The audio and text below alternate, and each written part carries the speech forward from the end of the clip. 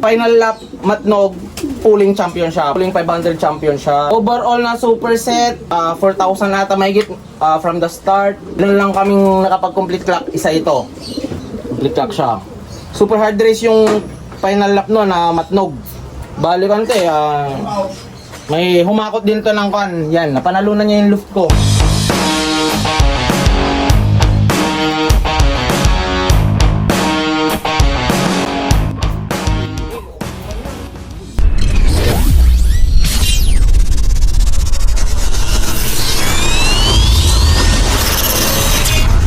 Grade 3 at may ibon na pero sa racing kasi 2010 nag-require ako. 2012 first race ko sa Manawag o LMPC. Yung unang race ko na yon, marami na rin kami noon pero ito lang Manawag, Mapandan, Surubio, San Jacinto, Lawak, Pandan, Urdaneta, mga nakakalaro namin. Tapos hanggang Quezon, gano'n lang ang karera namin kasi wala pang sariling track.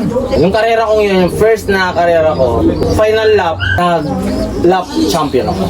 Wala, hindi ko alam yung bagline yung Dati sir, anong mga online pa no? Oo, kasi bili dito, bili doon, gano'n lang. Doon ko rin natutunan yung mga pwede kong gawin.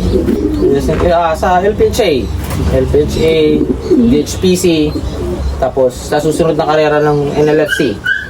Last na laro ko kasi last South Derby Race. Sa LPHA ako naglaro. Meron din tayong kurot. Yung isa hindi na naka-uwi pero pumoste kasi. Pumoste siya sa Goldberg sector. Tapos yung sa final lap Calbayog, 624 km yon from release point Calbayog, Samar City. Papunta dito sa mismong luft ko. 624 yung sukat. Sir, nandito ba yung ibon na yun sir? Oo, dito siya. Naka-breed. Ito si Kuruta. Kinalanan ko siya ng Kuruta Flight 624. Blend na siya ng palaki ko na tinatawag ko na Kuruta line. So bali yung mga baseline nyo sir, mga Kuruta line po. So saan galing yung mga Kuruta line sir? Bali kasi yung Kuruta line, ang pinaka baseline niya is ibon na galing mismo kay Master Rickson Asilum sa mentor na mayapa na. Sa kanya galing yun mismo. Nakausap ko siya dati noon, yung ibon na nasa akin, sinek nila yung record. Kapatid siya, full sibling siya ni Solomac. Bali, second clutch yung napunta sa akin. Si Solomac is Solomac Arthur champion ng PHA national race. Si Prime yung foundation ko, anak niya yung tatay nito. So bali sir, anong preparation yung ginawa nyo nung last lap niyan? Palpak. Palpak. Oo, palpak talaga yung ginawa ko. Kasi ang alam ko nun kasi Thursday unloading. Aba. Tapos Tuesday nag-chat ako sa GC namin na ready na nila yung mga ibon nila kasi Thursday ang loading. Tapos yung mismong taga-pick up ng ibon na si Jay, nag-reply siya. Sinabi niya sa akin, bukas ng loading pre. Hindi ako naniwala kasi syempre ang alam ko talaga Thursday. Ang ginawa ko na lang, hinabol ko. Kasi last na Sunday, Matnog sila pinakawalan. Tapos ilang araw lang pahinga, loading na naman papunta ng Calbayog. Patuka lang. Tapos syempre number 1 talaga gamit ko Supra. Yun lang kayo, Supra. Tapos yung patuka kasi iba, hindi ko na ibigay yung mga dapat kong ibigay kasi mali yung araw ko eh. Sir, sa arrival niya sir, anong binigay niyo sir? Sa mga unang lap, ganun? Oo, sa akin talaga honey tsaka probiotics lang. Arrival sir. Ganun lang ako, wala akong since 2020, hindi na ako gumamit ng electrolytes. Kahit sa mga inakay ko, hindi nakakatikim. Kahit sa mga nagpapasubo, hindi ko pinapatikman ng electrolytes. More natural lang ako. May ginawa ako para maiwasan ko yung gumamit ng mga synthetic. Mas lalo sa mga antibiotics. Gagamit lang ako ng synthetic kung maaari, deworm ko. Kasi hindi ako nag-flashing. Kahit sa mga breeder, hindi ako nag-flashing. Hindi ako naniniwala dun eh. Sa akin lang kasi yun yung practice ko practice ko sa mga ibon ko, na-adapt na nila yung sistema na gusto ko. Sir, ano yung first achievement nyo na hindi nyo malilimutan sa pagkakalapati? Puro si Blue Diesel. Nandito po yung ibon, sir? Wala. Oo, dito matanda na si Blue Diesel. Ayan, si Blue Diesel.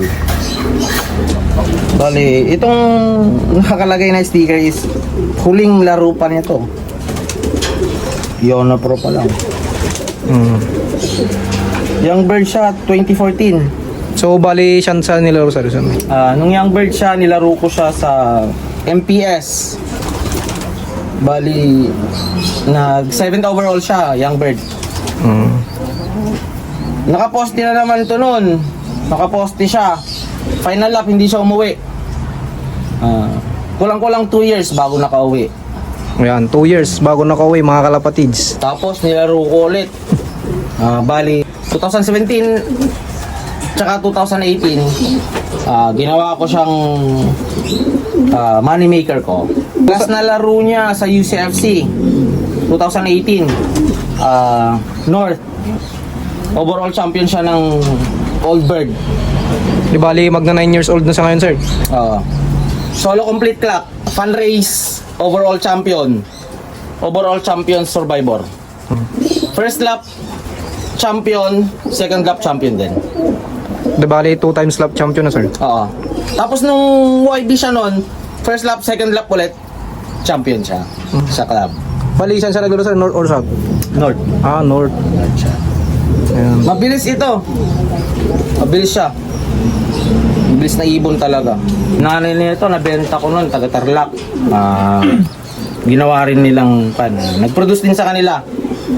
Kasi ang tatay kasi nito, hiniram ko lang sa tropa. Tapos binenta, hindi na namin nahanap. Bali, ano pala yung bloodline niya, sir? Ni Blue Diesel. Yung nanay lang nito ang alam ko yung bloodline.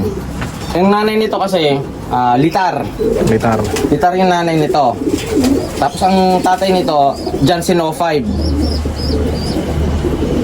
Galing kay, dun sa mentor ko nun, si Peter, taga San Carlos.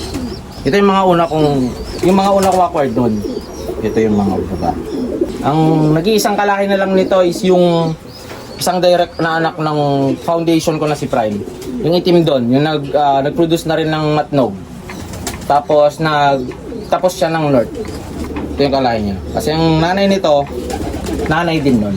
Kaya hindi ko makakalimutan talaga. Kaya hanggang ngayon, kinikip ko siya. Hindi nagbabago yung hipo. Bali, nagpro-produce pa sa sir? Nag-anak pa? Dalawa palagi. Pero hindi ko na siya ginagamit magsubo, ganun. Pinapayaya na lang. Tsaka pinipili ko lang yung gusto kong pare sa kanya, ganun. Kasi sa akin yan, kasi ito, mabilis eh. Iniiwasan ko na kasi yung magkaroon ng mabilis na ibon. Nagkakaroon ako ng problema doon sa mabilis na ibon. Ito yun, si Blue Diesel.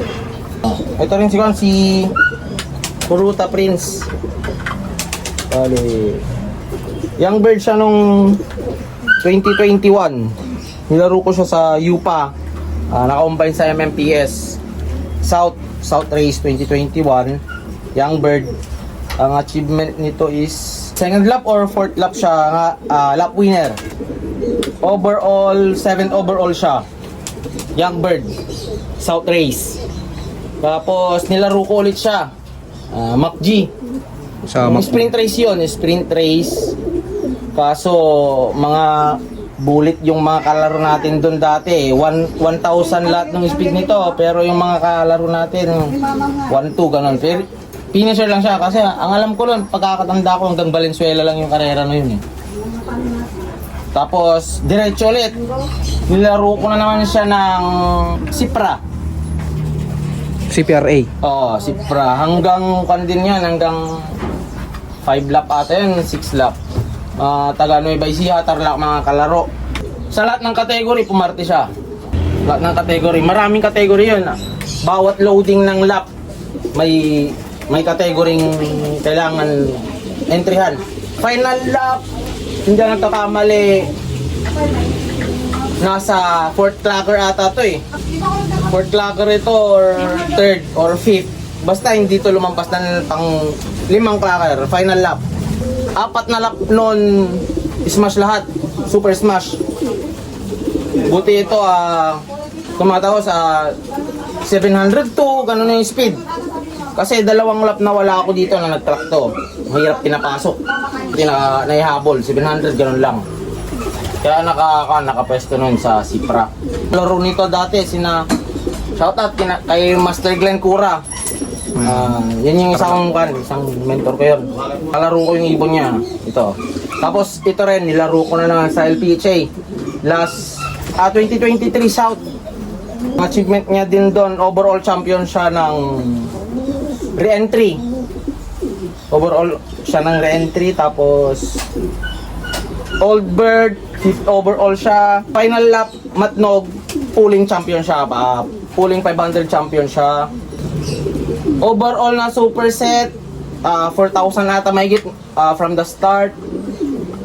Ilan lang kaming nakapag-complete clock, isa ito. Complete clock siya. Super hard race yung final lap no na Matnog. Balikan ko may humakot din to ng kan. Yan, napanalunan niya yung loop ko. Yan, ito nagpagawa ng loop mga kalapatid, si Kuruta Prince. Si Kuruta Prince. Mahigit-higit din na to, magandang premium din nakuha niya. Ayan mga kalapatid, yung pakpak niya oh. Ayan. Yung race na yun, 2 yung winner ko. Si Kuruta Princess din yung isa. Ayan. Yung Young Bird. Kapatid, yung kalbayog ko, si Kuruta 624. Kapatid siya na sire side. Isang tatay nila. So bali anong lahi nila sir? Ito naka-cross ito sa ibon ni Pari Brian Ragudos, Viberman, yung nanay niya.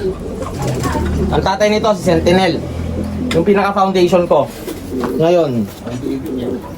Nandiyan. So ito yung pinagawang loop mga kalapatids ng ibon na yon na si Kuruta Prince. Ito mga kalapatids oh. Meron pa sa taas yan.